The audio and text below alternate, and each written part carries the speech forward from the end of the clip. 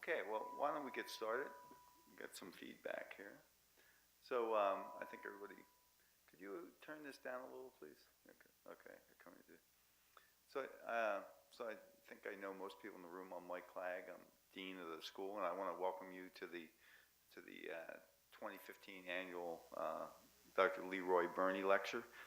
And we have an exciting talk scheduled for today. And I want to just say a few words about Dr. Burnie, and I know that our speaker will talk about him more. But this lecture was set up to honor the life and accomplishments of Dr. LEROY Burnie and his work in public health and medical education. Let me just say briefly that he graduated from our school with a Master's of Science in 1931, and then worked in the Department of Health in Charlottesville on diphtheria with Frost, with Wade Hampton Frost, and it was funded by the Rockefeller Foundation.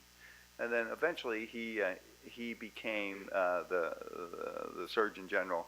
Did an incredible amount while he was Surgeon General, including he was the first federal official to indicate that there was a link between cigarette smoking and cancer, and he was the person who developed the CDC campus. He grew the NIH budget, set the NIH on the path that it is today. So I won't say anything more because I know that Gary will. So let me tell you about Gary Marchant, our speaker. He's the Regents Professor of Law and the Lincoln Professor of Emerging Technologies, Law and Ethics, and Faculty Director of the Center for Law, Science, and Innovation at the Sandra Day O'Connor College of Law at Arizona State University. He's also a professor in the School of Life Sciences and Distinguished Sustainability Scientist with the Global Institute of Sustainability at Arizona State. He earned his PhD in genetics from the University of British Columbia, a Master of Public Policy degree from Harvard's Kennedy School of Government, and a Juris Doctorate degree from Harvard Law School, where he was awarded the Fay Diploma for top student in the graduating class. Prior to joining the Arizona State faculty in 1999, he was a partner in the Washington, D.C. law firm of Kirkland & Ellis, where his practice focused on matters of regulatory and science law. Gary teaches and does research in the subject areas of environmental law, risk assessment and risk management, genetics in the law, biotechnology law, food and drug law, legal aspects of nanotechnology, governance of emerging technologies, and law, science, and technology. He frequently lectures about the intersection of law and science at national and international conferences, and he's organized numerous academic conferences on law and science. He's authored more than 130 articles and book chapters on various issues related to emerging technologies, and has been the PI on several major grants. He's served as a member of 5 National Academy of Sciences committees, is an elected lifetime member of the American Law Institute, serves on the Genomics and Society Working Group of NIH National Human Genetics Research Institute, and has held leadership positions in a number of professional scientific societies, including the Society of Toxicology and the Society for Risk Analysis. So please join me in welcoming Dr. Gary Marchant. Gary, thank you.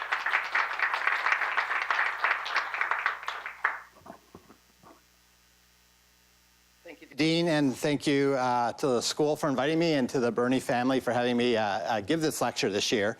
I never had the honor of knowing Dr. Burnie, but in reading about him and talking to some of his family members last night, he seems to me to strike me as someone who's a real change agent, who's someone who came into different positions and really tried to change things for the better and was very successful at that, from being the head of the Indiana State Public Health Office, where he took it from just being an office in the state capitol to something that really integrated into the communities and neighborhoods to really try and make a real difference in people's lives, to when he moved up to the Surgeon General and both institutionally made a number of major changes that have lasted and are legacy today, as well as substantively in doing things like integrating environment with public health. To that point, we're sort of seen as 2 different fields, but obviously have huge intersections of, as the dean said, really being the leader in the government and talking about smoking and health.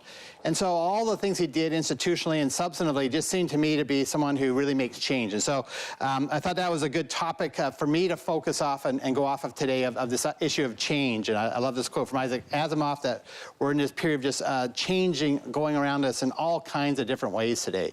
And it's just sort of a predominant fact of life today that we're in a period of change. And the area I want to talk about is genetics. How is genetics really going to change our lives and our relationships over the next decade or so? And I think it's very dramatic how it's going to change us. And I want to basically just do a survey of how genetics is going to change our lives in the next decade, and what are some of the issues that raises and choices that we're all going to now have, which we never had before. And so because up until now, genetic testing was very rare. I mean, a few families have had genetic testing, usually when they had some kind of, unfortunate disease manifest sort of usually out of thin air in their family history, and they were required to do genetic testing and counseling to try and understand what was going on in their family. But fortunately, it was only a very small number of families, a very small percentage of our population, who had to deal with this issue of genetics and genetic testing. And there's sort of two reasons for that. One is that we didn't have a lot of genes we had tests for commercially, but also it was very expensive and took quite a while to do genetic tests. So you'd only do it if you really had a major issue and problem. And that's now changed. We now are in the genetic era, firmly entrenched now, and you can see it just by looking at Time magazine covers in the last few years. And I sort of count sort of 5 major drivers of why we're suddenly in a position that we're all able to and probably will have genetic information about us collected in the next few years.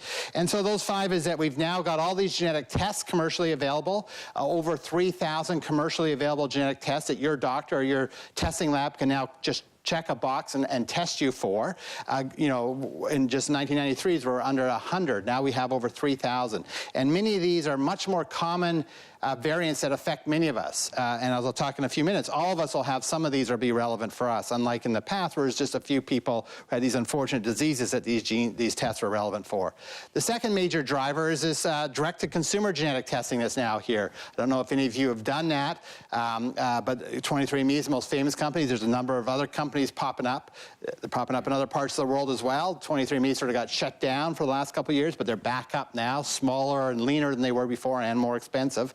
But they are going to be expanding again, and so all of a sudden you can get your genetic information. And I did this, I'll talk about that, and it's a very profound result to find out these things about your genome.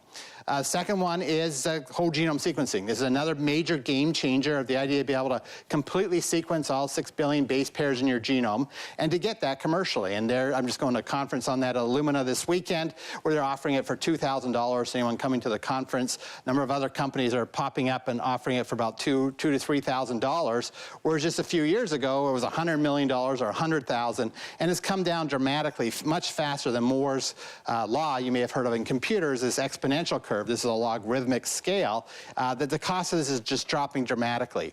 And a lot of people expect that this to be available to anybody over the next few years, that we can all get that if we want, at a cost of maybe as low as $1,000 or less per genome. And this year alone, several 100,000 Americans will have their entire genome sequenced, and that was compared to like 50,000 last year. So it's on a very steep curve up, and millions, if not all of us, will have our entire genome sequenced in the next a decade or so, and the implications of that is very profound. Next one is this non-invasive DNA testing, prenatal testing, which I'll talk about in a minute. Basically be able to test a pregnant mother with her blood for the genome of the fetus. It's in the mother's blood. This is, again, a game changer in terms of pregnancy. I'll come back to that in a few minutes, because you don't no longer have to do some kind of intrusive, risky procedure like an amniocentesis. And as a result, we're already seeing a huge increase in women getting genetic tests of their fetus. Right now, just for chromosomal abnormalities, but they've already done it in tests to do it for much more comprehensive genetic testing. And then the fifth one is the Precision Medicine Initiative announced by President Obama earlier this year, where they're really pushing federal agencies to really go full tilt on this now, that we're seen as ready to really incorporate this into the mainstream of our medical care. So these 5 different developments over the last 5 years or so have all sort of propelled genetic information to the forefront now, where it's now available and it's now starting to be used. And what I want to do is to think about who wants your genetic information and why. And I don't mean this in a negative way only, that people get very paranoid about it, of people wanting your genetic information. There's some reason for that, but there's also a lot of reasons why your genetic information will be helpful to share with others. And I want to sort of present sort of the challenges and the choices we're now going to have. And I'm going to cover a lot in the next 40 minutes or so, sort of throw a lot at you. But the point is I want to be comprehensive. I want to show you just how profound and broad this technology will suddenly be in terms of the choices we have. And so I'm sorry I'm going to go so fast and cover so much so quickly. But if there's any of you who want to talk about more, we'll have some time for questions at the end, I think. So hold on to your hat. So, the first is, do you want to know your genetic information? And that's actually a difficult and very interesting choice to make. It's estimated we all have at least 300 known genetic predisposition genes of the ones that are commercially available. That each of us has variants. Some of these are in half the population. So of course we all have many of these that affect our own risks of disease. And this is just a chart the government puts out every year. This is a couple years old. Each of those dots is a new gene affecting some disease predisposition. And usually these are not deterministic. They don't mean you're going to get the disease. They just simply affect your risk of getting it. So we're all dealing with probabilities now, which is tough for many people to deal with.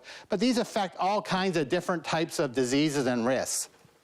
And the question is, you all have genes that you could now test for that affect your risks of these diseases. And the question is, do you want to know that or not?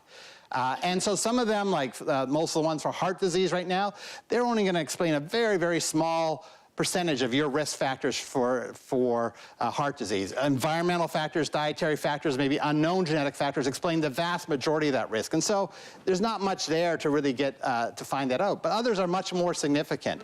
And we're seeing a lot of debates and issues now on things like autism and diseases like that, of whether or not we should start testing. I just met with a company's business model is to test every newborn for autism genes. And so, there's the jury's still out on whether that makes sense. There are some, like, for example, the breast cancer gene, that if you have a family history of breast cancer, does make sense, and it's actually recommended you get genetically tested for these. If you have one of these genes, your chance, particularly if you're a woman, of getting breast cancer or ovarian cancer is very substantial, close to or over 50%.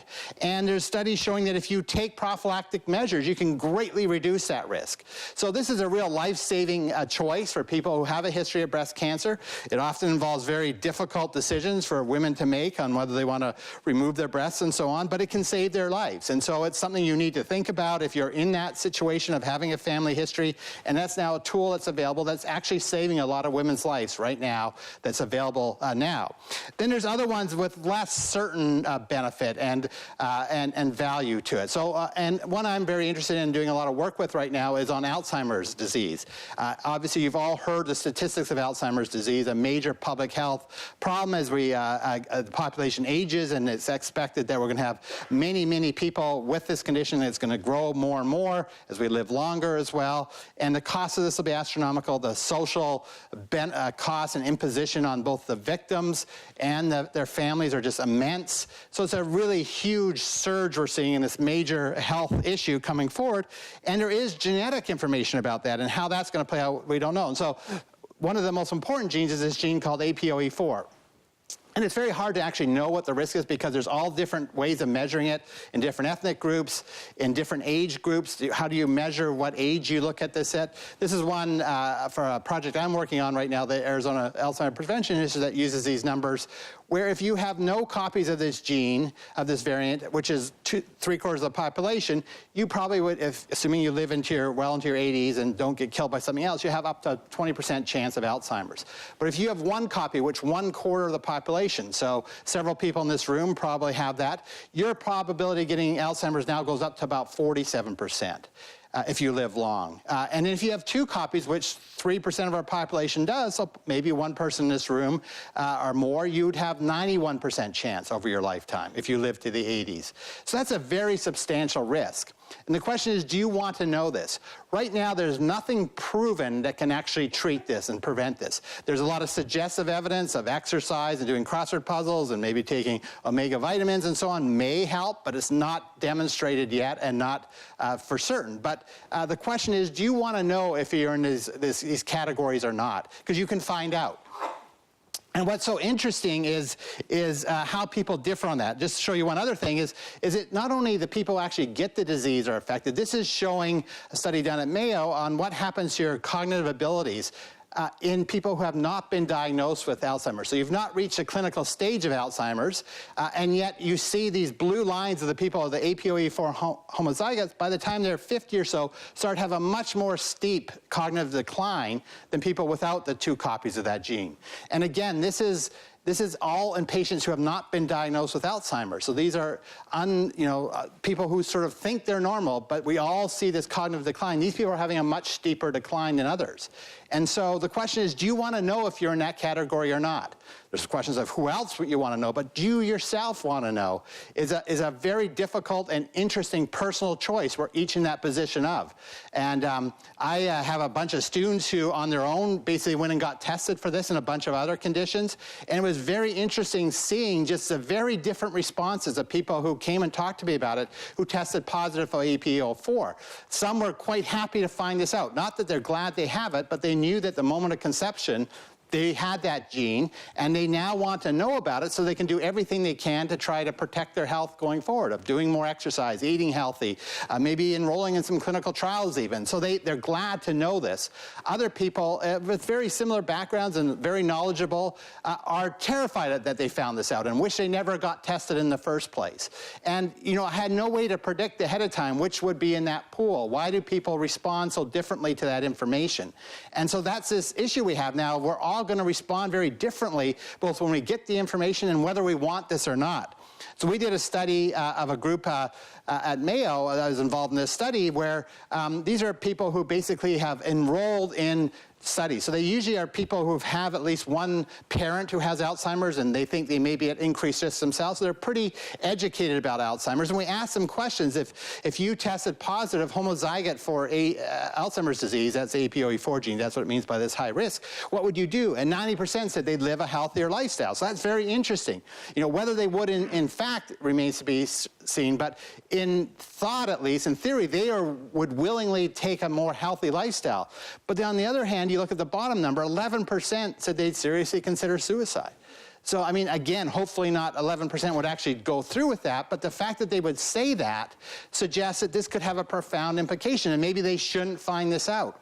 And so what we did in this study is we just asked these 3,000 plus people, try to figure out why some people go one way and why the other, why some people want to know and some people don't, and we couldn't find any correlation. It had nothing to do with age or income or political affiliation or health insurance or anything else. It was just sort of seemed to be randomly in the population that some of us want to know and some don't. And so I think that's a really important lesson, that we want to know some people want to know and other people don't. And so how do we make policies based on that? So I mentioned these direct-to-consumer genetic tests. I did the 23andMe before it got taken off the market, and it was this fascinating experience because I teach a course in genetics and law, and I was talking about this, and one of the students said, why don't you do it and show us what it's like? I said, sure, no problem. Didn't really think about it, spat in the little cup and everything, got my results, and all of a sudden got an email. Sitting there with my son one morning, I got an email with all my genetic results, and I'm thinking, holy cow, I'm going to wait to see this later. This is very profound. I'm not even sure right now I really want to know all this stuff. And fortunately, I didn't have too many problems, but it's showing me various types of risks. So I'm at an increased prostate cancer risk and colorectal cancer risk and so on. It's showing me another very important category, which is the one these are all in the new test that's now available, is what you're carrier for. So we all potentially are carriers for disease, and when we're at a reproductive age, we don't want to match up with someone with the same gene. So the question is, how will we use it? And I'll come back to that later, but you can now find that out. And again, some of my students tested positive for some of these. It means they don't have any problem themselves, but if they were to mate with someone who had the corresponding genes, 1 out of 4 of their kids would have this terrible disease. And they now know that. And the question is, how will they implement that? And I'll come back to that a little later. This is another one of how you basically respond to drugs. And so, how you respond to warfarin. So I'm susceptible to warfarin. I'll come back to that issue as well. My mother claims I saved her life because of this. I'll talk about that later, too. And then there's all these funky things, like whether you can smell your urine after you eat asparagus or not. That turns out there's a gene there. You already know that.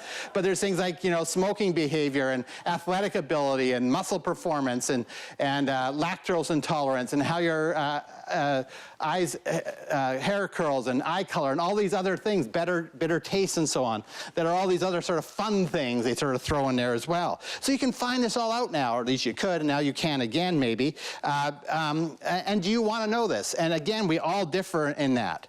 This is just a study that came out this week that you can actually figure out how to change your hair much better if you know your genotype, that there's actually therapy treatments now to change your hair color, prevent graying much more effectively if you know the genotype of your hair color genes. And this actually works, and just a study out this week on this. So who knows what you can find out if you want to, and the question is, do you want to? So that's you. What do you want to know? What about parents? They're the other ones on the front line right now, basically trying to test their kids, their newborns, their fetuses even. And we've already had a number of issues cropping up of parents wanting to test. So this is an example. There's some early onset Alzheimer's genes. If you have that gene, you're going to get Alzheimer's at an earlier age with 100%. So it's no probabilities. This is for sure. Do you want to know if you have that gene? Well, the other thing is, you want your kid, if you do have it, you want your kids to have it. Do you want to know if your kids have it? Because if you've already had a kid, they have a 50% chance. And people are now going to doctors who have this in their family and saying, test my 3-year-old or test my 2-year-old. And doctors are very uncomfortable with this because nothing's going to happen to this kid for 10 or 20 or 30 years, but the parents want to know. They want to know for planning their lives and maybe other children and other things. And the question is, should the doctor do this? And, you know, they're advised not to, but they are doing it when parents are insisting. And other times when you have teenage girls being brought in to have BRCA testing. And I know an incident of a colleague of mine, myself, who experienced this. And, you know, should a teenager get this test? And what if the teenager has a different view than the parent? And I've seen it both ways, or sometimes the teenager wants to get tested, the parent doesn't want them to, and vice versa. Who should control in that kind of situation? And then I've heard several examples of this where there's a woman who's pregnant who's giving her kid up for adoption, and the adoptive parents, before the baby's born, are insisting on genetically testing that fetus as a condition for going forward. And if things come out badly, it means that kid will be born without adoptive parents, but very bad information on their medical record that they had no choice to decide, that someone else basically forced and put on there. So again, these very profound, difficult issues in the child rearing context. We also have this issue of basically newborn testing. So we all test our newborns for 40-something traits across the country. These are diseases that there's something you can really do about them very quickly. But now in Boston, they're now doing whole genome newborn testing of fetuses. And, you know, this is an article advocating this, saying there's a lot we can find out. There's all these rare diseases that actually may be treatable that we don't really catch with our 40-something major genes we're testing for, or proteins we're testing for. And so, you know, we can do this now. Why don't we do this and catch all these problems very early and help save these kids' lives, who otherwise would be so rare that there's only 2 in Maryland this year, so we're not bothering to test for them. And those 2 kids' lives are ruined because we're not doing the test. We can now do them all. And so the NIH is funding this experimental program in Boston to actually do whole genome sequencing of newborns. And parents love it. The vast majority of them, when they're asked, are extremely, very, or somewhat interested in doing this. So parents want to find this out. And it raises all kinds of profound issues, though. What information is going to be given to parents? We don't know what much of these test results mean when you get those 6 billion base pairs. So which ones are given to the parents? How do they decide what they want ahead of time, given that often how you view the information after the fact is very different than how you look at it up front? How will this information affect parental bonding and relationship? There's a whole stories on that I don't have time to get into, but it's very profound and interesting. What will the child be told and at what age? And then finally, you know, how could this information be used for good or bad in the future by employers, insurers, schools, and so on? So we're now just, you know, walking into this, basically testing some kids right when they're born. People are talking about we could expand this to every state. It's probably going to be just as cheap as what we do now, and you get everything at once. For $1,000 or less, rather than testing for 40-something traits then and then later in your life here and there all over the place. So there's a lot of practicality to doing this, but also some very profound issues if we start going down this road. Then I also mentioned the non-invasive prenatal testing, where we're basically testing fetuses completely risk-free right now, only for chromosomal changes. But already this has been picked up very dramatically. Up until we have this technology, about 100,000 of the 4 million pregnancies a year in the United States are genetically tested.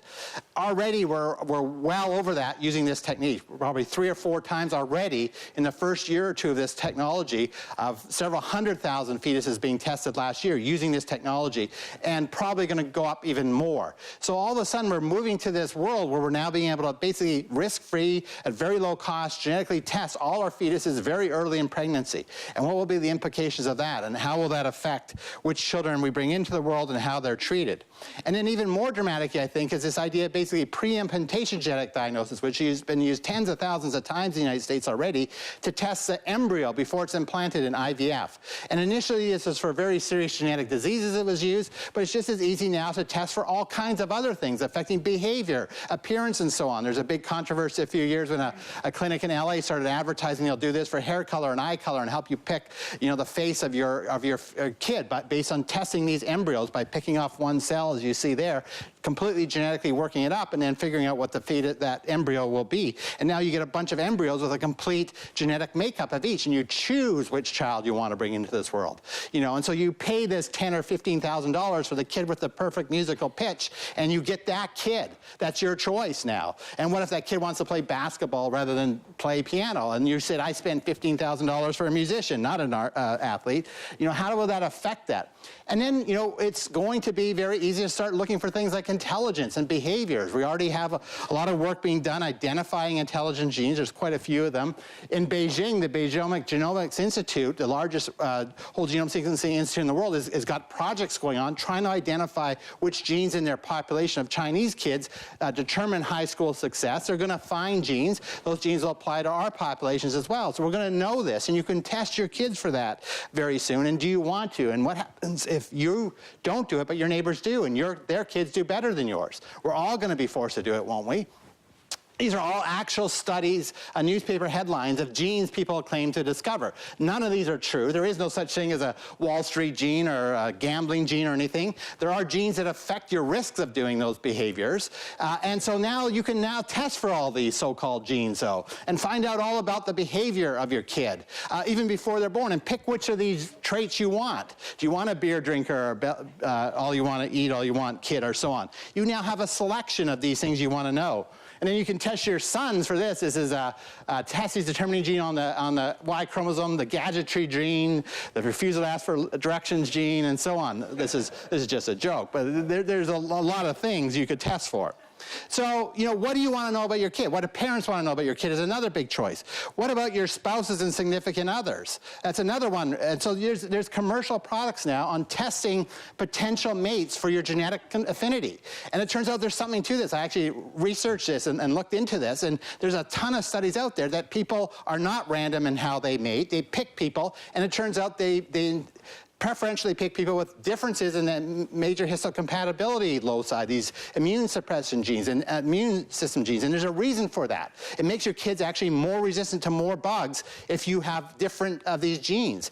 And so they manifest this by doing things like pheromone parties. I don't know if you've heard about this, but this is how the initial studies were done, where they basically have men wear a whole bunch of men wear different sweaters for 3 days, and they have women come and sniff them and tell you which sweater you'd like to get married to. And of course, women don't want to marry the sweater, but they're told, wait, no, which one would you want? And it turns out it's not random. They pick people who don't have the same gene preferentially. And so these companies are now commercially offering this through some dating sites that you can pick out who your spouse should be to get the maximum genetic matching. And I was watching a Nightline show about this, and they had 3 couples, and a couple of them lined up very strong. These are already married. And one had complete mismatch. You can just see them looking at each other and going, yeah, I sort of wondered about this marriage too, will it become sort of self-fulfilling? So you can now do this commercially to figure out who you should marry. You can also do paternity testing very easily, very cheaply. And something like 4 to 10% of children don't have the father they think they do, or at least the father thinks they do. It's called misattributed paternity. And this is becoming a huge issue in divorce cases because a lot of divorce attorneys are now asking the father to genetically test the kid, and if they don't have a genetic match, the question is, are they still responsible for that kid? Because they're the social father still, and may have been raising that kid for 10 or 15 years, even though they turned out not to be the genetic father, unbeknownst to them. And courts are struggling with what should the rules be on this. What is the fair and best outcome? And states are all over the map on how they're trying to deal with this issue because of the power of this new genetic thing. Another big issue is, how do people who are dating figure out how to use this genetic information? If you know things about yourself, of genes that could affect your long-term outcome, how do you raise this, and where do you raise this? When do you raise this? So this is an example of a Huntington's horrible disease, guy with a gene, and how he's trying to deal with this with dating. And at first he would bring it up early in the date, and that was the end of that relationship, right? On the first date, sorry, no, goodbye, won't have anything to do with you. And yet if he waits until they fall in love or something, the person will say, how dare you have kept a secret from me all along? So it's put people in this tremendous dilemma of how do you actually disclose this in the dating situation.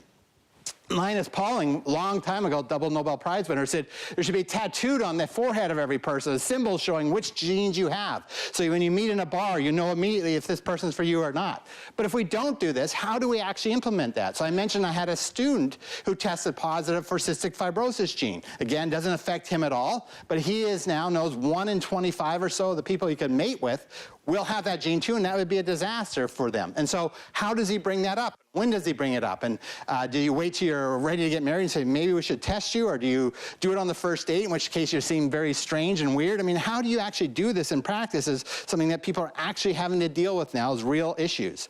And then there's issues like custody. There's a court case where, if you have this Huntington gene, it's a dominant gene, you got a 50% risk if your parents have it that you would inherit the gene, but the problem is you don't manifest as horrible conditions until you've already had your children. So it just gets passed on from generation to generation. And people who are at risk of this, everyone thought they don't want to get tested, and something like 10% or lower actually get the test now. And so the question is, should you ever be forced to? And so there's tort cases where people have been forced to. This is a divorce case where as a condition for getting custody, the mother had to get the test by the court ordered her because she's at 50% risk, and she chose not to. She gave up her own children's right just to not know. And so how again, do we deal with this type of information? Here's a cartoon that says, and it's nothing, go back to sleep, I'm just getting a DNA sample. So if your spouse starts doing that at night, you gotta be worried.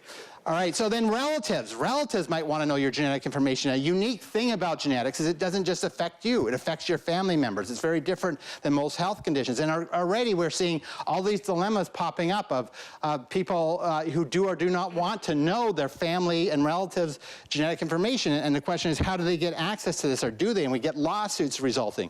So this is an example of a family that has breast cancer in the family history. The 23-year-old daughter's worried she might have this gene. And her mother says, you don't get tested, I'll go get tested. If I don't have the gene, you're safe. And so she gets the BRCA test, meets with her doctor, with her daughter sitting out in the waiting room, and the doctor says to her, you tested positive, you have the gene, let's think about how we're gonna explain this to your daughter and what it means for you. And she says, fine, I'll take care of it. Walks out in the waiting room. Right in front of her, the doctor says to her daughter, great news, honey, I tested negative. You don't have anything to worry about. So she's falsely, assuring her daughter, who really is at risk now, she doesn't necessarily have the gene, 50% chance, right in front of the doctor. And the doctor wrote a sort of a story in a journal, like, what do I do with this? What am I supposed to do? I have my allegiance to my patient, the mother, but I see her intentionally misleading her daughter. What should I do? It puts doctors in a very difficult situation. And we've now had a bunch of cases, including this one from Pennsylvania this year, where the courts have said a doctor has a duty not only to their patient, but because of the unique nature of genetics, also to their relatives, and has to even go around their patient if their patient doesn't want to tell their relatives. So, what does that mean? A doctor's got to sort of figure out with this uncooperative patient who their family relatives are, where they live.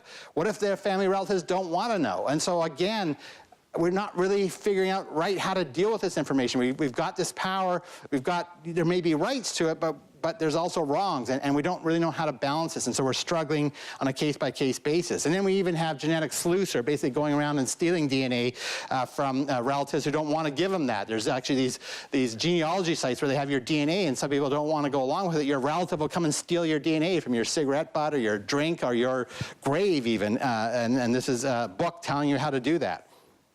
So your relatives may want to know. Your doctors may want to know. There's all kinds of ways that genomics is now being used in the health context of figuring out which drugs you interact with. So about 7% of drugs approved by the FDA have an actionable genetic information. There's a lot more of genetic information that's not actionable, 7%, but that's 18% of prescriptions.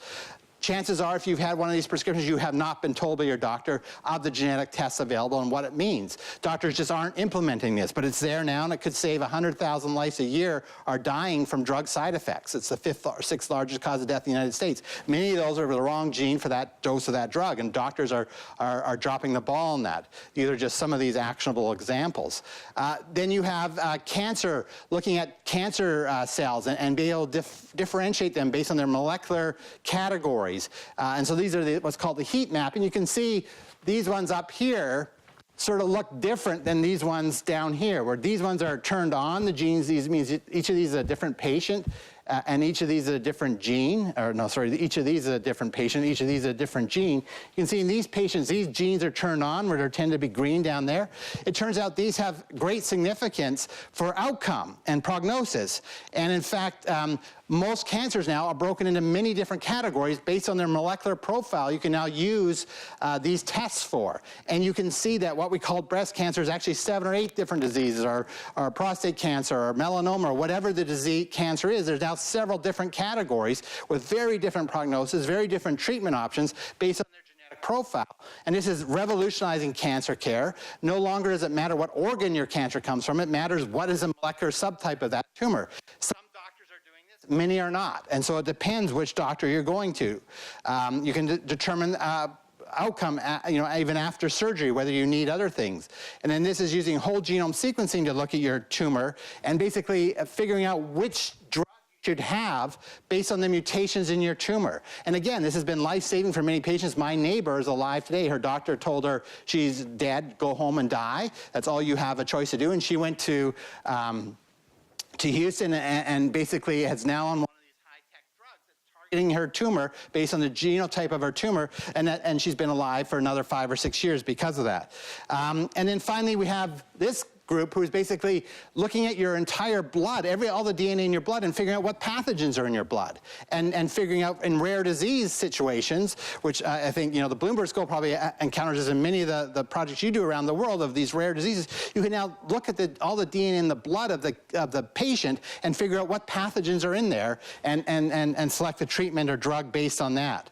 So again, this study just this week of classifying cancer by just the blood, the DNA in your blood, what tumors you have, much better than biopsies and colonoscopies and all these kind of things. And then just because it's a public health school, I threw this one in of tracking the Ebola outbreak in Africa, basically being able to use genetic changes to trace exactly how this pathogen was passed from person to person. This person drove a truck, and they were able to determine, the passenger on that truck then got it just by looking at how the little mutations in the genome of the virus changed over time, and being able to track exactly how this occurred. So again, extraordinary power. But the problem is a lot of doctors aren't using this. Most doctors aren't. I went and asked my doctor. He didn't have any clue about genetics. He has no interest in learning this. And so we have a project we're doing NIH funding, looking at doctors being sued. And this is a lot of issues with this chart, but showing this increase. And the thing is about these cases, these are all cases filed 7, 8 years ago. It takes that long to get through to a decision. So in fact, the cases being filed today, as genetics has got more powerful, gone up very dramatically. So doctors are being sued. It's a good time to be a lawyer. It's not a good time to be a doctor. Doctors don't know how to deal with this information, but they might need to. Researchers want this. Tissue samples with DNA, we're just talking about that before the talk today, of all these samples.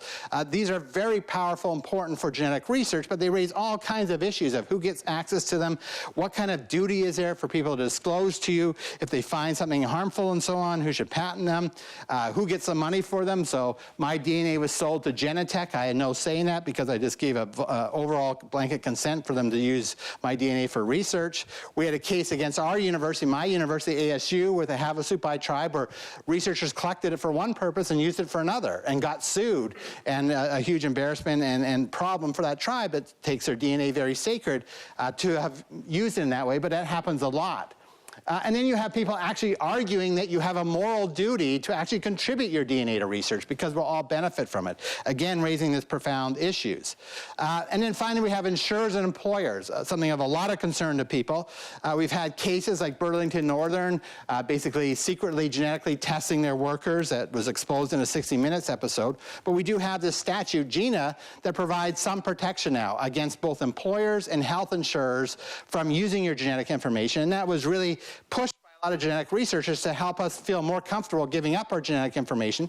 But the problem is it doesn't apply to disability insurers. It doesn't apply to life insurers and other types of people. We've had a lot of case law now developing. This is a fascinating case that just came out of, I think it was Oklahoma, where basically someone was pooping on the job site. And so the company took genetic tests of that and then tested against a mouth swab of some of the workers. And the workers brought a successful lawsuit for $2.5 million saying, you're not allowed to genetically test us. You're not allowed to use, no one anticipated the statute for this kind of case, but it now applies to that, so you can't test your workers. But there's issues like, and exceptions, like beryllium, for example, is a widely used metal in a lot of industries. If you have a certain gene that's present in about a third of the population, you are susceptible to this chronic beryllium disease. It could be fatal or disabling. Only people with that gene get the disease. And so the question is, do you want to have your employer test that? In fact, Dow Chemical was recently sued for not genetically testing workers exposed to a chemical where there's a susceptibility. So there's a lot of open questions still. And then life insurance. This is a study done as part of the Alzheimer's that people who test positive for that APOE4, the first thing they do is go out and buy a lot more life insurance. So now life insurers are saying, oh, we now have to start asking you, have you been tested? And so that dance has now started. And then there's just a lot of other things out there. There's police are using it, getting DNA. You had a very famous case from Baltimore this year in the Supreme Court, or last year on when can you get it? The police are using your abandoned DNA that you're leaving in cups and cigarette butts and all kinds of things. We have subterfuge that has been held to be legal, that if they want to get your DNA, they can send you a letter and saying you've just won a lottery, you know, sign here and lick the envelope and send it back and we'll test your DNA to see if you're the criminal we think you are. It's been very successful. We solved over 258,000 violent crimes using cold hits that we had no other evidence initially, and also exonerated a lot of innocent people. So it's been a very powerful technology, but raising a lot of very difficult legal issues and now doing things like relative testing in databases. A lot of cities are using dog poop detectives to find out whose dog poop has been there. And then really fascinating areas in the criminal law system, there's this gene, the MAOA gene, that if you have a bad upbringing and this particular gene variant, you have something like a 60 or 70% chance of being a violent person when you grow up. And you can identify that in a 2-year-old. If they've been abused severely and have this gene, they're at about a 60 or 70% chance of being a violent criminal when they grow up. What do we do with all those 2-year-old boys in your community, in my community? We could find out this gene is present in 1/3 of men. So it's a lot of boys out there who are sitting time ducks right now. So we're not doing anything proactively, but we're now getting criminal cases like this one in Arizona where he made his defense he had the murder gene. And he ended up losing, went all the way to the U.S. Supreme Court. He lost 5-4, so he got executed. But he was adopted into a fairly normal family from a family history of criminals. And so he made this argument. And the Ninth Circuit and the Supreme Court both said the fact you might have a gene that predisposes you to violence is all the more reason to execute you, not less. In a very close 5-4 case in the Supreme Court. So how do we deal with that? On the other hand, we had a case in Tennessee where this guy murders his estranged wife's friend and tries to kill his wife. Horrible situation over like 5 or 6 hours with a machete in front of his children. And his defense is he's got this murder gene. Sure enough, he has it. Sure enough, he was abused as a kid, so the jury in a capital murder case gives him manslaughter. So he's going to be out in another 2 years because it's a maximum sentence of 7 years. The judge tried to keep him in jail another 30 years, and that got overturned. And so this guy's going to walk out on the streets in 2 years because he has this murder gene, and they can't convict him for a felony murder. And then an area I'm doing a lot of work in right now is looking in personal injury cases where more and more now people are genetically testing plaintiffs in toxic tort and personal injury cases for susceptibility or biomarkers of exposure or effect to a toxic chemical.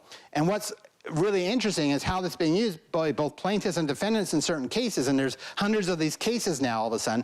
But I've been on 2 panels in the last 6 months where one of the experts has talked about finding something really bad in the person's genome of the plaintiff that no one was there, knew was there, and nobody has any duty to explain it to the plaintiff. Nobody has a doctor-patient relationship. It's just taken in a blood lab and sent to a defendant's expert to genetically test. No one has a relationship with that plaintiff to explain what this meant. So in one case, a judge took it upon himself to try to be the genetic counselor. Doesn't have a clue about this. In another case, a lab director for the test was done in another city on his own bill, flied over there just to meet with the guy to try to explain to him what this means for him and his family. So we're getting all this genetic information in, and we don't have any way of dealing with it because it's become this commodity in these kind of cases. Of course, you have a risk of your DNA being left anywhere and being collected by anybody. This is a case, a real case a judge told me about where a law firm, lawyer started receiving anonymous letters threatening him. They took that, the other side's party that they suspected of doing this for a deposition at the law firm, took his drinking glass, exchanged it for a new one, took the DNA from where he'd taken a sip and matched it to the envelope and proved, and he was convicted of perjury using this. So it's all kinds of ways this can come up. People talked about, what if Ronald Reagan, they found out about his Alzheimer's predisposition. Supposedly now the president, everywhere he goes, they incinerate all the silverware and napkins and glassware he uses. So if you ever have the president to your house, don't use your best china.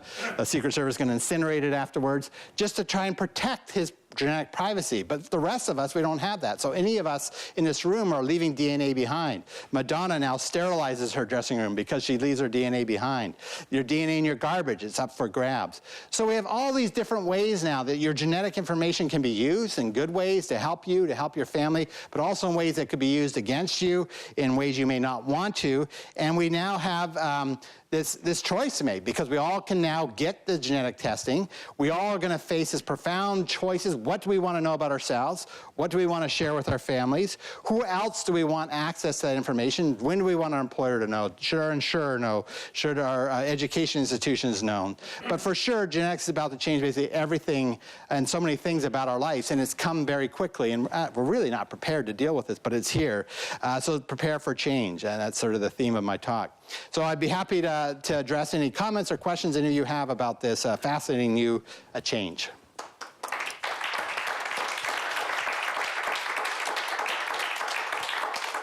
Thank you, Gary. Because this is being taped, I like to ask people to use the microphone so their questions are recorded. So I was, my wife Lucy and I, we were investigators in a gene finding study, and we recruited patients, and I was chair of the quality assurance committee for the labs. It was a job nobody wanted to do. Right. So I did it, and I was shocked at the low level of quality. We worked with several labs. Some did the gene testing, and some did, the clinical testing. And the quality, the reproducibility was terrible. And when you show these, through the mail kits, right, 23andMe was closed down because they weren't reproducible, right? Not quite. Yeah. So I mean, so there's several issues. So yeah. Are these right. Level tests? Right. So there's a number of issues. So one is just the error rate. When you do a test and you do it at 3 different tests, are you getting the same result? Sort of the analytical validity of the test. I think most labs are pretty good at that. There's been some recent studies showing pretty good analytical validity. The big question and the controversy is the clinical validity and utility. How useful is this? And are they overstating the importance of that? That's where 23andMe got into trouble. And this issue in 23andMe was, the exact same genetic tests are now offered by doctors without any FDA approval. But the problem is, can you do this directly to consumers? And this now raises this fundamental choice. Are consumers competent to deal with this themselves? Because the FDA letter said, we're concerned that people will take medical action based on their genetic information if they don't have the doctor involved. And the AMA sent in a letter to FDA saying you should only do it through your doctor. So 23andMe was offering 500 genetic tests for $99. Someone calculated it'd be over $20,000 if you go to your doctor now. So we've gone from $99 to $2,000, $20,000 for the same test. And now, though, you have your doctor in the loop. So the question is, what does your doctor know? My doctor says, I know nothing about genetics and I don't plan on learning anything. So I now have to pay an extra $21,999 to have this guy tell me he doesn't know what this means. You may have a doctor here at Hopkins who knows this extremely well and can tell you that a lot of this is noise and junk and you don't need to worry about it, but these are the 2 results that do matter to you. And so the question is, because we have such inconsistent quality of our doctors knowing this stuff, how do you make policy about it? Because ideally, particularly if you're getting things like BRCA test results that could profoundly affect your implications, you want a professional person there to help you understand what it means. But if your doctor's not interested in this and knows nothing about it, there's no point in that. So that's the dilemma the FDA faced, and they came down on, unless you go through us, you can't offer it directly to consumers, even though a doctor can offer the exact same test directly to consumers right now, without any FDA approval. So the question is, who's overseeing it?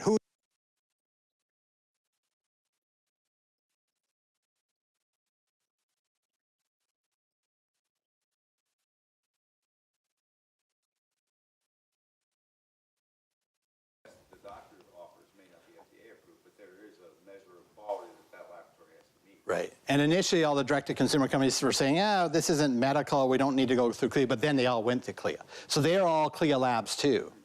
So they have the exact same regulatory approval status as the same test. You can do identical tests, 23andMe and your doctor, and the FDA said that 23andMe can't do it. Your doctor can.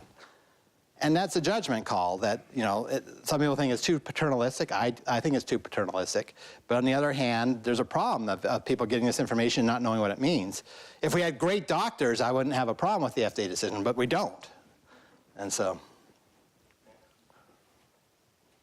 Thank you for that very nice talk. Really appreciated it. And I think it's just evidence that what we really need at Hopkins are more lawyers to come talk to us. I agree, yes. Lawyers can answer everything. I had a question about applying genetic information in the workplace. So we know that there are very strict laws really against doing that. GINA, we talked about, there's some other cases like Johnson Controls. But it seems to me that genetic tests, if they're good genetic tests, reliable genetic tests, could actually be quite beneficial to workers. So how do we negotiate this? If you've got workers, let's say, for example, who are radio sensitive, in an environment where they're exposed to radiation, and we have a good test for them, should an employer be able to test them and counsel them accordingly, and then perhaps remove them from jobs where they would be exposed to more rather than less radiation? Yes, and so that's sort of the brilliant example I gave you, and there is an exception that could allow that under GINA. It's fairly narrow and it's narrowly construed, but it would allow you to use it, providing the employer doesn't get the data back, but rather goes directly to the employee, you could do that for their own benefit, where you're not using it against the problem is most employees don't want to do that. So I was on an expert committee that were looking at beryllium testing, and Brush-Wellman came in, the major manufacturer, and they were offering this test for free. They advised every employee, particularly new employees, to do the genetic test. They would pay for the genetic test, and the results would only go directly to the worker, not to the company. The company would get aggregate statistics, but completely denominated. They had 0 workers do this. Nobody wanted this. Even though if you have this gene, you're at a pretty high risk of getting a fatal disease. The problem was almost every community they're in, their jobs are far better paying than any other job. So people just wanted those jobs, and if they tested positive on the genetic test, they were still going to take it, and they'd rather not know. They also had a beryllium lymphocyte proliferation test that's telling you if you're having a bad response that they required, because it's not genetic, they required all their workers to take. And they found all kinds of workers are developing a beryllium response, and they would pay them 2 years of full salary to leave, and none would, because again, they're paying them more. So, should you be paternalistic here? Should companies or the government say you can't work in this situation? It would probably save a lot of lives. But right now, we're putting the choice in workers, and workers aren't making what I think a lot of people would say is the right decision, because they're legitimately motivated by their short-term economic needs and interests. They have kids in college. They need that job. And they're going to continue to expose themselves even though they're putting their life at risk. So it's a very difficult situation. But yes, you can do that genetic test as long as it goes to where it's just susceptibility to workplace exposure if it goes directly to the employee. Most of the employment tests are basically to save the company money, and those are now prohibited. I'd like to ask about control of the results. A lot of your slides imply that the patient has control. You say you want your spouse to know, do you want your children to know, et cetera. Right. Where does that come to play? Right. Who has the information, and where does the law say you can't share that unless the patient signs off on it? Right. So under the new health privacy law, I guess it's not that new anymore, HIPAA, patients own their privacy to their medical information, unless there's a legal exception to it. And so there's a bunch of exceptions, and one is court orders. So one of the big issues is, for example, if a doctor has a patient with a serious gene disease, and they think the relative or the kid should know, the doctor has a legal duty, and every court has said this, has a legal duty to tell your patient to tell your family members. And so that's how it normally works. But the problem is when the family member says, I don't want them to know. Does the doctor have any independent duty? And so some would argue HIPAA prevents them from going around their patient because it's the patient's information. Other courts have said no, that's an exception to HIPAA because it's a legal common law duty to go around your patient. And this all came out of, what was the famous case of a psychological patient who basically killed somebody. And the courts held that you had a duty as a doctor to go around your patient, relationship and warn them. I'm blanking on the name of the case, but yeah, Tarasov, thank you. Yeah, the Tarasov case. And so that sort of developed a whole lot of case law on if you, in a psychologist meeting with a patient, that you may have a duty to go around them. And what was interesting after the Columbine hearings is HHS put out a one-paragraph memo just sort of reinforcing that you still can go around your patient's right when you think there's an immediate direct danger. And warn people if you think your patient may be, as a psychologist, may be dangerous. And so the question is that now applying to genetics context? And we're getting mixed results, on how does HIPAA apply to that or not. But then you have an issue of children, right? There's another whole ball of wax because the parent has a right to the children's information, make health decisions for them. And so if you want to go in and get your one-year-old's genetic profile, you can. The doctor, if they know about this, will try to counsel you not to, but you legally have a right to do that, or to force them to get a genetic test or whatever. And at some point, when as a kid gets to be 12 or 15, will the doctor override the parent and say, I'm not going to take a blood test from this kid when they're screaming and saying no? When do they get enough choice to intervene on that decision? But there's some very tough issues on these. And then, of course, if you abandon your DNA, you've left it, right? So a group in Phoenix did a study with the FBI where in the morning after meeting, they can collect 300 DNA samples from the dust in the corner. You've abandoned your DNA. There it is, though. And they can collect it and see all of us in the room and do whatever they want to that DNA. And you've abandoned it. And just like it's trash, you've abandoned it. So you can now test it. Now you come under state laws, and some states will prohibit you from testing it, but most won't. And so, you can go into laboratories with this glass in most states and say, you want to find out about my Alzheimer's or whatever you want, and you can do that because I've abandoned that DNA, so I no longer have a right to it. So it's very tough issues. Thank you. Back on that FDA issue, I think. But Do you have an interest in that issue, I bet? So I think for 23andMe, it wasn't a you can't handle the truth kind of issue. Like there's a problem with the DTC, but they felt like the test had no validity to it. Right. And that they've been working for years to actually find out whether when they said it predicted actually.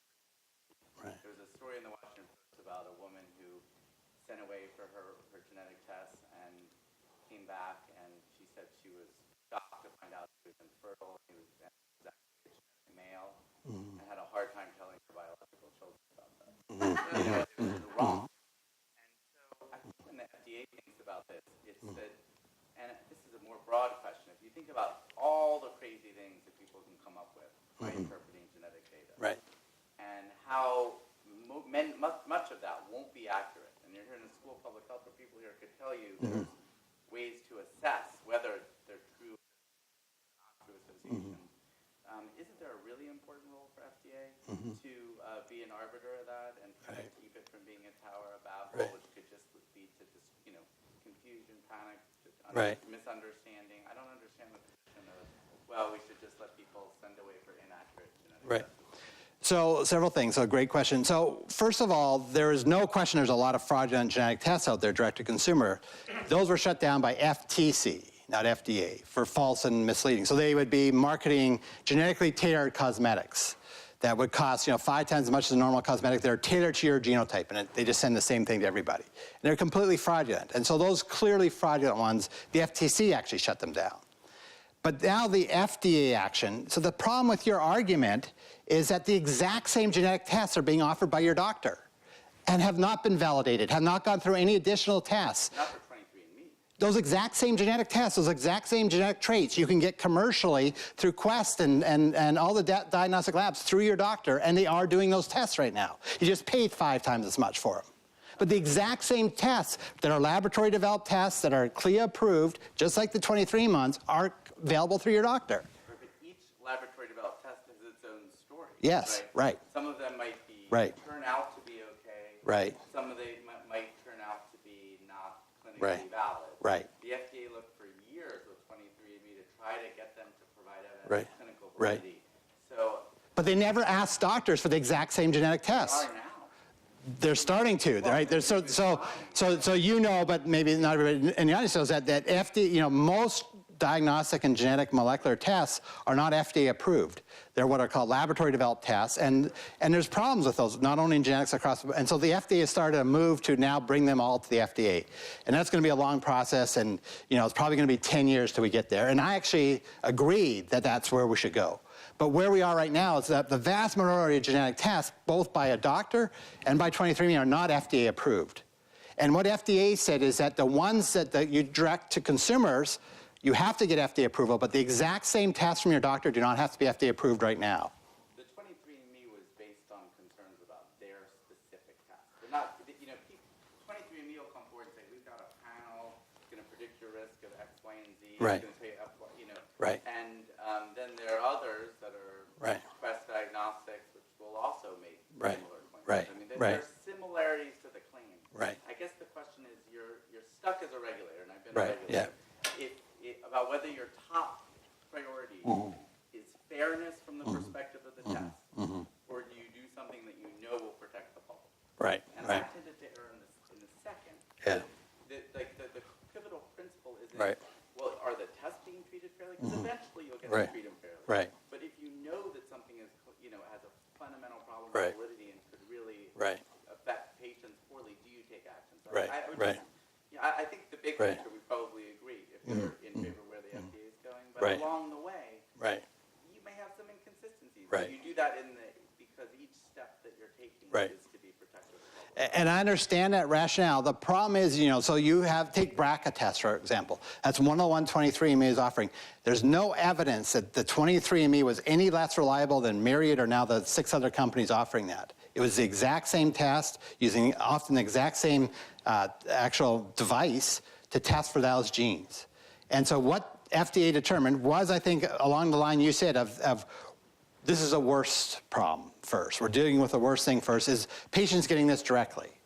But it's no less valid than getting it through your doctor or through Myriad, through your doctor. It's the exact same test, exact same gene, exact same variants, exact same analytical validity.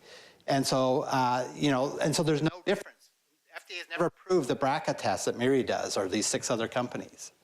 And so it's the exact same test. So I think your argument would have a tremendous persuasive weight if doctors knew what they're doing.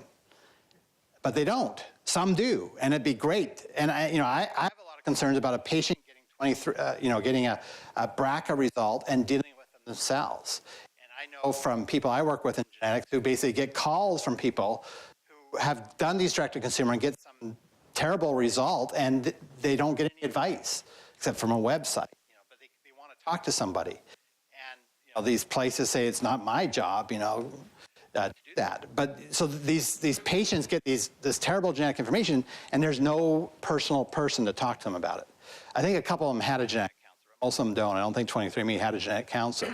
And so that's the concern. But, the answer of saying go to your doctor, when your doctor is telling you, in my case, I have no interest and knowledge of this, and I don't plan on being knowledgeable, why do I have to pay 10 times as much for that test to go through this guy and then pay for him on top of the 10 times expensive test?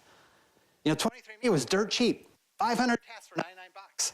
To do a BRCA is $4,000 for your doctor for one test for a guy who doesn't understand what it means. Well, I think Sorry, go I ahead. have to object Yeah. because Yeah. if I don't know what happens in the broad community, but most BRCA testing is done by oncologists and often in high-risk breast Right. clinics who Right. really do understand that Right. test and are. So I think that's a bad example. Well, not really, because we're actually writing a paper on this. Over half the doctors who have patients who clearly should get the test, first of all, don't recommend they get the test. They recommend all kinds of patients who shouldn't get the test get the test. There's about 6 or 7 studies in the last 2 years showing doctors majorly screw this up. They just don't, a few do. You know, you go to Johns Hopkins, they're certainly going to know it. You go out to Pace in Arizona, they don't have a clue what that means. And that's where a lot of people are getting their test. And they're being told to get the test when they shouldn't. They're not getting the test when they should. And, you know, so there's, you know, a whole series of articles showing how doctors are just absolutely messing up BRCA. And the result is lawyers are going to sue them. I will stand down, yes. Okay, but I haven't convinced you, I'm sure. No, you know, I think we agree in the long term, there needs to be some regulation of these tests. Because there is a lot of bogus ones out there. These ones, you know, your athletic ability, that may be looking at but, you know, they're completely oversold and overstated. And people are buying them and relying on them that there's just no basis to them. First of all, thank you so much. This is really fascinating. I'm currently in a training program for genetic counseling, and I was just curious what your thoughts are as the health landscape is evolving so quickly, and other providers are ordering genetic testing, and many people are doing direct-to-consumer. What do you see as the evolving role for genetic counselors in this changing landscape? Yeah, so it's a great question. So we have something like 2,600 genetic counselors in the whole country. We have no increase in the amount of genetic counselors being trained. In fact, the only program we had in my state just got closed in the University of Arizona. And all of a sudden we have this huge wave of people going to get this genetic information. And the genetic counselors, I know there's only 20-something in Arizona, are all overwhelmed already. And now we're going to do whole genome sequencing and non-invasive prenatal testing and just this flood of information out to patients. And who's going to explain this to them?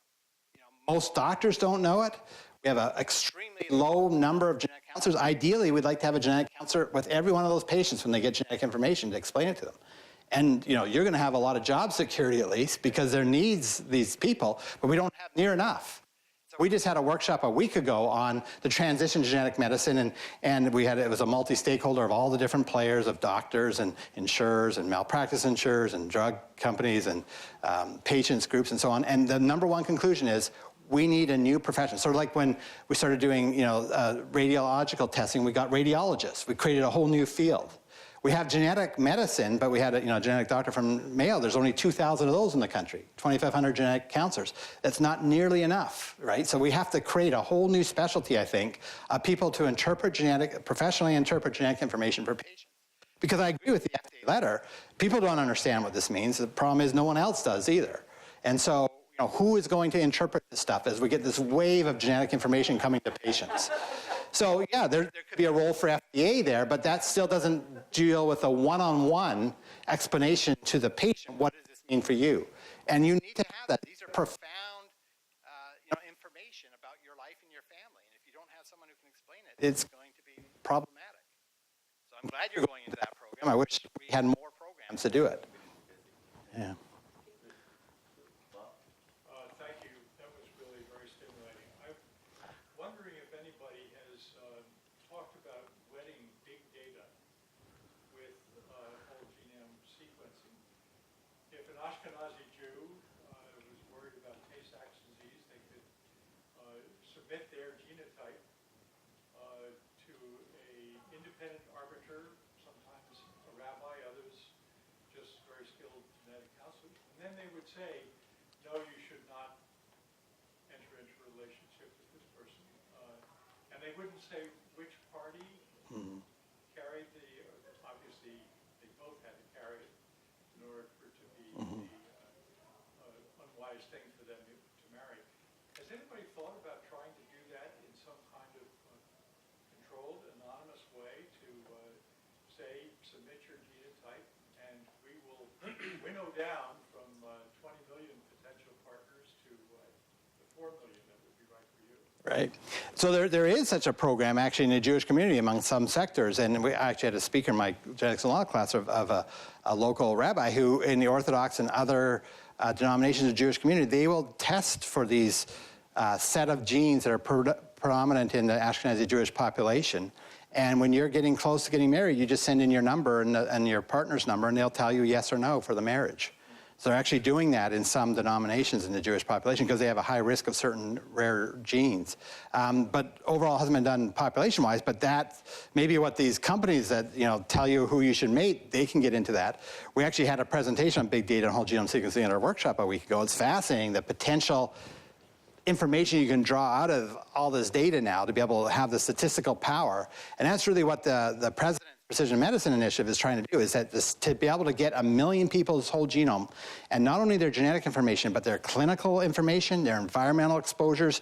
We can then use the power of big data to look for these correlations and these relationships that are otherwise masked by the noise, and try and figure out how to intervene and how to prevent and so on, and could be really tremendous for our long-term health. But you need these huge numbers to get the statistical power to actually see these relationships, because there's so many different factors and noise. But yeah, I think that's the future of healthcare, is big data. So why don't we make this the last Okay. question? Okay. Yeah. No, that's totally fine. I was going to kind of go off on whether there should be a new dual degree program based on love. I would just say, as a way of maybe thinking about this, that you've got the actual test done. Right. In some cases, it's not just looking at one gene. Right. You're looking at multiple genes and applying. Increasingly, yeah, And increasingly. there's the question of whether someone can do that test correctly. Right, right, And then there's the claim that's made. Right. That claim. right. The FDA's concern with 23andMe was Right. in the second and third primarily, and a little Right. bit at first, but Right. they don't have confidence that 23andMe can actually do the test correctly. Right. They could be giving the wrong information about the BRCA. Right. Not just that they would give it, but people would freak out, but Right. they would be giving the wrong information. I Right. think that maybe we agree for the third that it's not good for the field when people can make all kinds of claims. Right, We right. got to rein that in across Right. the entire Right, right. In the meantime, I would Right. just say that that second area is Right. of intense concern to FDA. Right, They have, right. concern that people can't do the Right, test. right. Will be reporting the Right, information on. right. Don't have the quality systems that are Right, necessary. right. That's going to be, it may be Right. a little bit uneven, but Right. that's kind of the thinking behind it. Well, I'll give you a challenge, Josh. Show me one study that finds 23andMe was any less valid or reliable than any other testing lab in the country, because I've looked for those. There is no such data. And FDA didn't cite any. Go look at the FDA. There's no such. What they're saying is that we are worried that women will go cut off their own breasts when they get these results. That's what they said in their letter. The absence of data evidence doesn't mean There isn't any, but I'd like to see it if there is. I had this discussion Right. a lot when I was Yeah. at FDA with Yeah. people, because Yeah. they would come in and they would say, it's totally unfair to do X, Right. even that there's another product Right. on the market that does, Right. and show me that this is any better. Right, right. And I would say, like, public health, from my perspective, doesn't think about it from the perspective of the products. Right. It thinks about it from the perspective of the people. Mm-hmm. So, from the product's perspective, can I say that every single laboratory-developed test has been looked at with the same scrutiny as 23andMe? No. I would probably grant you that one. And is there a fairness argument they can make with respect to some other random lab somewhere? right. They probably could. Yeah. But that from a public health perspective, if you see a problem, if you ask someone for years for basic Right, data and you don't right, have confidence right. that you're at that point, Right. fairness isn't the top priority. Right, The right. FDA does need to move towards fairness, but it's not the top priority. Right, That's where I right. see a little Yeah, bit of the difference. I see. Great. Thank So we have a nice reception outside. you. Okay, great. In this conversation. So Gary, it was a great talk, and as you can tell, very stimulating. And Right. we have to cut off